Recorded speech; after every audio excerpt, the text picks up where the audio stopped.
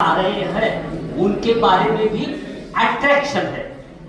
वो अट्रैक्शन पहले से ही था। हमारे पुराने जो लोग थे परंपरागत समाज में रहने वाले, उन्होंने सूरज, चांद, तारे, उनकी गति कैसी है, आकार कैसा है, वो किस तरह से फंक्शनिंग करते हैं, उसके बारे में उनको मालूम था। लेकिन 20वीं सदी में मानव ने अंतरिक्ष पर अपना पांव रख दिया।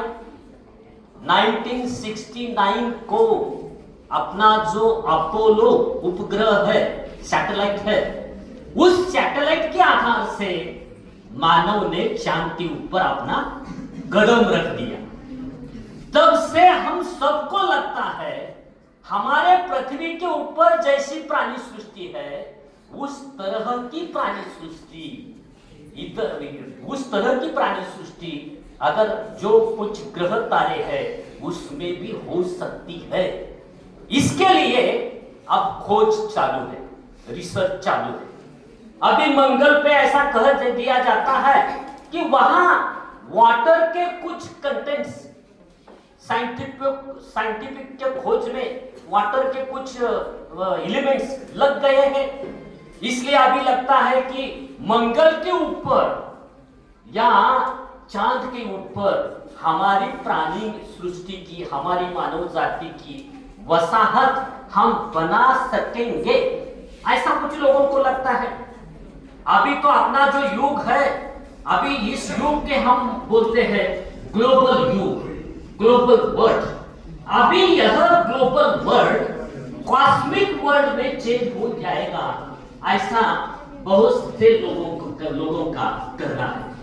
कॉस्मिक वर्ल्ड यानी हमारे पृथ्वी के ऊपर आबादी ज्यादा हो गई है, पॉपुलेशन ज्यादा बढ़ गई है। इस पॉपुलेशन का पालन पोषण करने के लिए और दूसरा ग्रह, उपग्रह, उसके ऊपर हम अगर अपनी बस्ती बना सके तो वो बात हमारे लिए वरदानात्मक रहेगी, ऐसा कुछ लोगों का सोच है।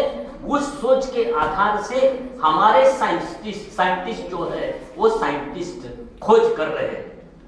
आपको मालूम है Indian science research organisation, ISRO के बारे में आपको मालूम है?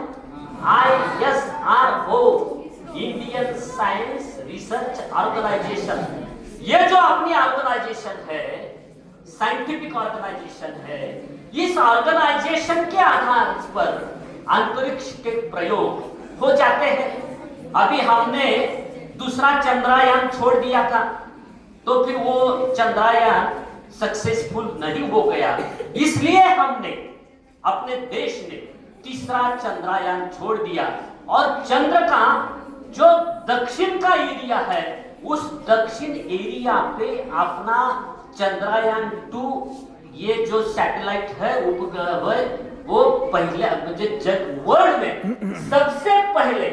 सबसे पहले मून के ऊपर, चांद के ऊपर साउथ साइड पे अपना जो उपग्रह है, अभी वो उपग्रह गया है और वो साइंटिफिक खोज वहां से कर रहा है। तो इंडिया ने वर्ल्ड को ऐसा दिखा दिया कि हम भी कुछ कम नहीं, साइंस में हम आगे हैं। हम अपने इंडिया का प्रगति और विकास, डेवलपमेंट करने के लिए हम जो सर्च करते हैं, वो सर्च केवल हमारे राष्ट्र के लिए नहीं, इतर जो दुनिया के जो अलग अलग राष्ट्र है, कंट्रीज है, उनको भी उसका बेनिफिट मिल जाएगा। इस आधार से इंडिया अपने सैटेलाइट के आधार से जो सेवाएं है, वो सेवाएं वर्ल्ड के दूसरे कंट्रीज को भी दे रहा है। इसमें समझ में क्या आता है कि अपना जो इंडिया है साइंटिफिकली डेवलप होते जा रहा है।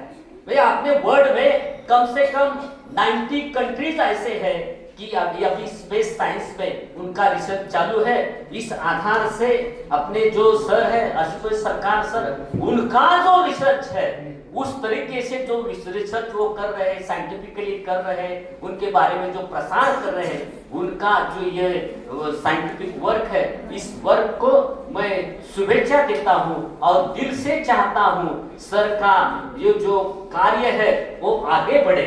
और उनके साथ हम भी उनका साथ दें। उनके जो साइंटिफिक विचार है वो थॉट्स हम भी हमारे लाइफ में अडॉप्ट करें।